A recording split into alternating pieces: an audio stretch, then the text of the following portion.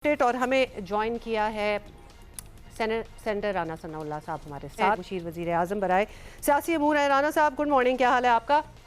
राना साहब ये बताएं कि गिलगित बल्तिस्तान के इलेक्शन में रिवायात के बरक्स एक ऐसी जमात हुकूमत साजी की पोजीशन में आ गई है कि जो इस्लामाबाद में बरसरे इक़्तिदार नहीं है, विच इज़ जैसा हमने रिसेंट पास्ट में ऐसा होता हुआ नहीं देखा। तो क्या आपके लिए और आपकी जमात के लिए ये सरप्राइजिंग था ऐसा होना? क्या वजूहात समझी हैं आपने इस परफॉर्मेंस की? देखिए, रवायत जो भी हो, लेकिन हमारे पेश नज़र और वज़ीर-ए-आज़म पाकिस्तान मियाँ शहबाज शरीफ साहब के पेश नज़र ये बात ज़्यादा अहमियत की हामिल थी कि गिलगित बल्तिस्तान में होने वाले इलेक्शन जो है वो क्रेडिबल हों, फ्री हो, फेयर हों और जो लोग वहाँ पे जो है वो अपने वोट का हक़ इस्तेमाल करें उसके मुताबिक जो है वो उन्हें जो है वो मुंतखब अपने नुमाइंदा मुंतखब करने की जो है वो पूरी तरह से आज़ादी हो। तो इसमें जो है वो बड़ा क्रेडिबल इलेक्शन हुआ है, बड़ी पुरअमन और बड़े भरपूर तरीके से जो है वो भरपूर सियासी सरगर्मियों से वहाँ पे जो है इलेक्शन कैंपेन हुई है। तो इसलिए हम मुतमईन हैं इसके ऊपर कि एक अच्छा इलेक्शन हुआ है। हमारे लोगों ने जो है वो बहुत मेहनत की है और बहुत अच्छी कारकर्दगी जो है वो सामने आई है। 6 हमारे जो है वो निशान पे, शेर के निशान पे जो है वो 6 लोग मुंतखब हुए हैं। 2 ऐसे आज़ाद उम्मीदवार मुंतखब हुए हैं जिनको हमने जो है वो सपोर्ट किया था, तो ये 8 का फिगर बनता है। और 3 सीटें ऐसी हैं जो 100 से कम फ़र्क से जो है वो हम हारे हैं। अब ये तो एक लक है ना, 100 का फ़र्क क्या फ़र्क होता है। तो इस तरह से पाकिस्तान मुस्लिम लीग नून ने एक अपना भरपूर इलेक्शन लड़ा है और लोगों ने भी जो है वो हमारे बयानिए को पूरी तरह से जो है वो एक्सेप्ट किया है। हो जाता है बाज़ बात के आपके वोट जो है वो जो सीटों में जो है वो उस तरह से ट्रांसफॉर्म नहीं होते। अब जब ये वोट जितने वहाँ पे कास्ट हुए हैं और किस जमात को कितने वोट कास्ट हुए हैं, तो उसमें आप जब देखेंगे तो PMLN की जो है वो कारकर्दगी भी और लोगों की PMLN से जो है वो मोहब्बत भी और जो है वो सपोर्ट भी जो है वो आपके सामने आएगी।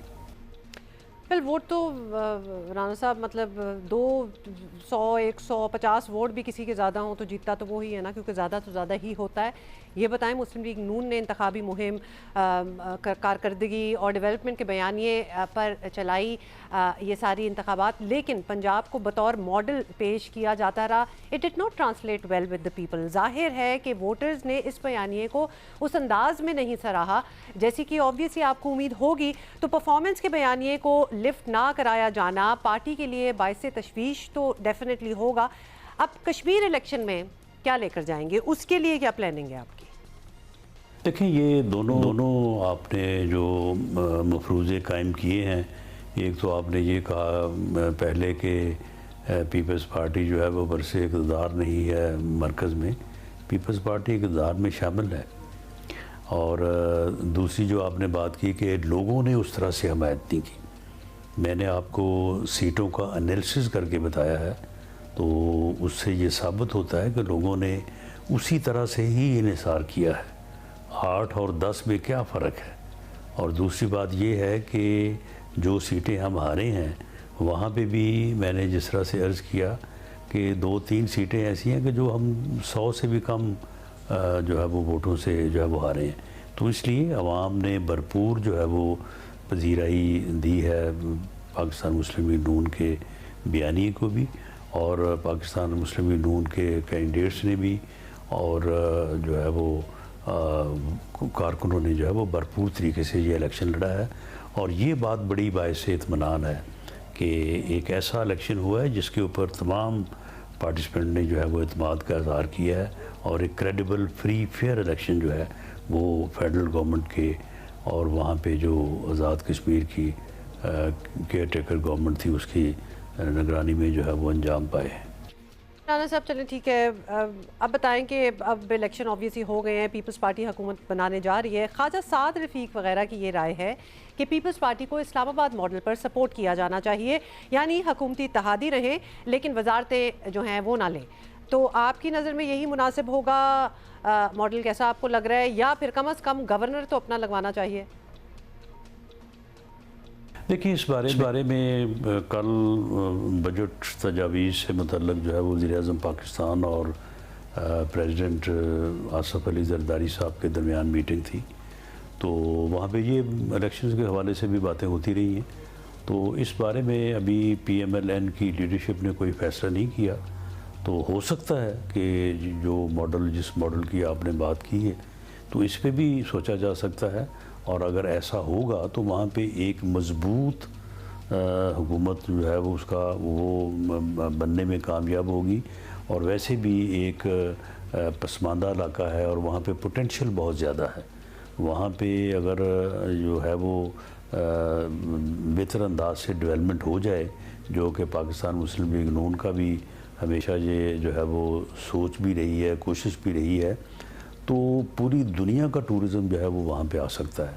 तो वहाँ पे जो है वो बातें जो है वो मिल के आइंदा जो 3-5 साल हैं वो गिलगित बल्तिस्तान की बेहतरी के लिए, डेवलपमेंट के लिए जो है वो भरपूर मेहनत करें और उसे एक ऐसे ख़ित्ते में तब्दील कर दें कि पूरी दुनिया का टूरिज़म वहाँ पे आए, और जिससे पाकिस्तान को भी फ़ायदा हो और गिलगित बल्तिस्तान भी जो है वो एक तरक्की की मंजिल जो है वो तय करें।